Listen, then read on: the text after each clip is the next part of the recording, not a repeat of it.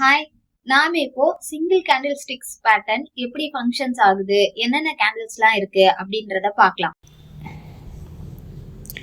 இதுதான் பார்த்தீங்கன்னா single candle stick pattern.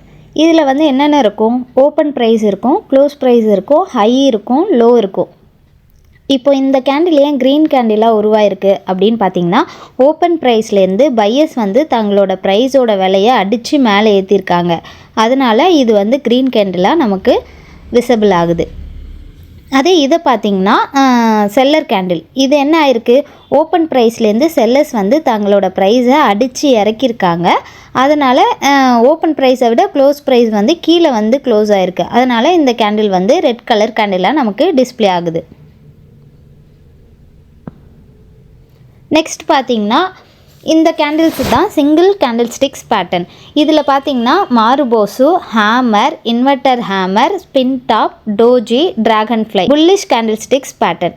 அதே பார்த்திங்கன்னா பியரிஷ்க்கு marubozu, shooting star, hanging man, spin top, doji, gravestone doji, இது எல்லாமே பியரிஷ் கேண்டில் ஸ்டிக்ஸ் பேட்டர்ன்ஸ். இந்த கேண்டில்ஸ் எல்லாம் எப்படி உருவாகுது அப்படின்றத பார்க்கலாம். இப்போ பார்த்திங்கன்னா புல்லிஷ் மார்போசு, இங்க என்ன நடந்திருக்கு, இங்க பையர்ஸ் தங்களோட பிரைஸை அடிச்சு மேலே ஏத்திருக்காங்க. செல்லர்ஸ் கொஞ்சம் கூட உள்ள வரவே இல்லை. அதனாலதான் இது புல்லிஷ் மார்போஸா கிரியேட் ஆயிருக்கு. அதே சேம் பியரிஷ் மார்போஸ், செல்லர்ஸ் தான் தங்களோட ஃபுல் கண்ட்ரோலா இருக்காங்க. இதனாலதான் பியரிஷ் மார்போஸு கிரியேட் ஆயிருக்கு. Next hammer. ஹேமர்ல 4 டைப்ஸ் இருக்கு. Hammer, inverter hammer, shooting star, hanging man. இப்போ இதை பத்தி நம்ம தனித்தனியா பார்க்கலாம். இப்போ ஹேமர் எப்படி கிரியேட் ஆகுது, செல்லர் தங்களோட ப்ரைஸை அடுத்தடுத்த லெவலுக்கு இறக்கிக்கிட்டே வரும்போது சப்போர்ட் வரைக்கும் வந்துட்டு அப்புறம் பையர்ஸ் உள்ள வராங்க. பையர்ஸ் அந்த ப்ரைஸை இறக்க விடாம நல்ல ஸ்ட்ரென்த்தா தாங்கி பிடிக்கிறாங்க. ஸோ பையர்ஸ் நாங்க வந்துட்டோம் உள்ள அப்படின்றத காட்டுறதுக்கான இன்டிமேஷன் தான் இந்த ஹேமர். இது எப்படி இருக்கும்னா, நல்ல லாங் விக் மேல சின்ன பாக்ஸ் மாதிரி இருக்கும். இது பாக்குறதுக்கு ஹேமர் மாதிரி இருக்கும்.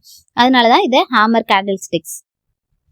இப்போ ஹேங்கிங் மேனுமே பையர்ஸ் உள்ள வந்துட்டாங்க அப்படின்றத காட்டுற இன்டிமேஷன் தான் இது ஹேங்கிங் மேனோ. இது புல்லிஷ் பியரிஷ் கேண்டில். ஷேர் ப்ரைஸை நல்லா ஹையா கொண்டு போறாங்க. ஆனா அங்க செல்லர்ஸ் அந்த பிரைஸ் ஹையா கொண்டு போகாம நல்லா கீழே இறக்கி இங்கேயே க்ளோஸ் பண்ணி வச்சிடுறாங்க. ஸோ அதனாலதான் இந்த கேண்டில் இன்வெர்டர் ஹேமரா ஃபார்ம் ஆகுது. இந்த செல்லர்ஸ் நாங்க இங்க வந்துட்டோம், நாங்க இங்கதான் இருக்கோம் அப்படின்ற இன்டிமேஷனை காட்டுறது தான் இந்த இன்வெர்டர் ஹேமர். ஷூட்டிங் ஸ்டாரும் சேம். இப்போ பையர்ஸ் தங்களோட ப்ரைஸை நல்லா ஏத்திட்டே போறாங்க. உடனே அங்க இருக்கிற செல்லர்ஸ் என்ன பண்றாங்க, அவங்களால முடிஞ்ச அளவுக்கு அந்த ப்ரைஸை அடிச்சு கீழே இறக்கி கீழே க்ளோஸ் வச்சிடுறாங்க. அதனாலதான் இது ஷூட்டிங் ஸ்டாரா உருவாகுது. இது புல்லிஷ் கேண்டில் ஸ்டிக்ஸ், இது பியரிஷ் கேண்டில் ஸ்டிக்ஸ்.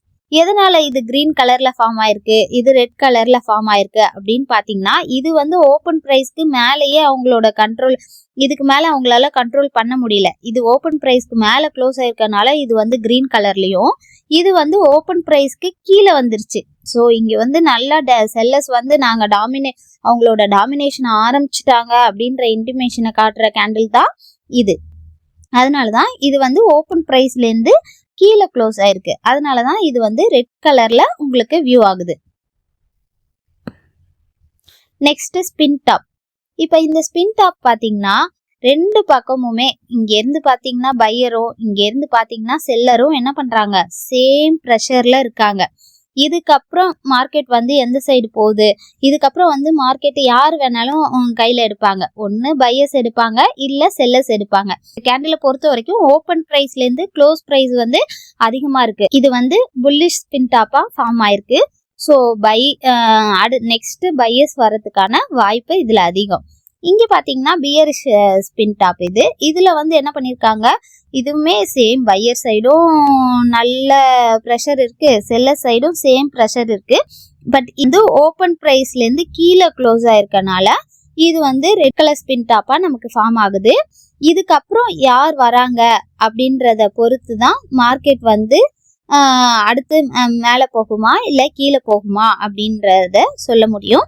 பட் இந்த மாதிரி ஸ்பின் டாப் வந்திருக்கும் போது நம்ம வந்து எந்த பக்கமும் அவசரப்பட்டு போகக்கூடாது. நெக்ஸ்ட் டைப் ஆஃப் டோஜிஸ்ல வந்து மொத்தம் 4 வெரைட்டிஸ் இருக்கு. ஒன்று common doji, long legged, dragon fly, grey stone doji. ஓகேங்களா, மொத்தம் 4 டைப்பா இருக்கு. இப்போ ஃபர்ஸ்ட் பார்க்கலாம் காமன் டோஜி பார்த்தீங்கன்னா இப்போ ஓப்பன் ஆன ப்ரைஸ் ஹை லோ போயிட்டு மறுபடியும் ஓப்பன் ஆன இடத்துலயே வந்து க்ளோஸ் ஆயிடும். ஓப்பன் ப்ரைஸ்க்கு கொஞ்சம் மேலேயும் இது வந்து ஓப்பன் ப்ரைஸ்க்கு கொஞ்சம் கீழேயும் க்ளோஸ் ஆயிருக்கு.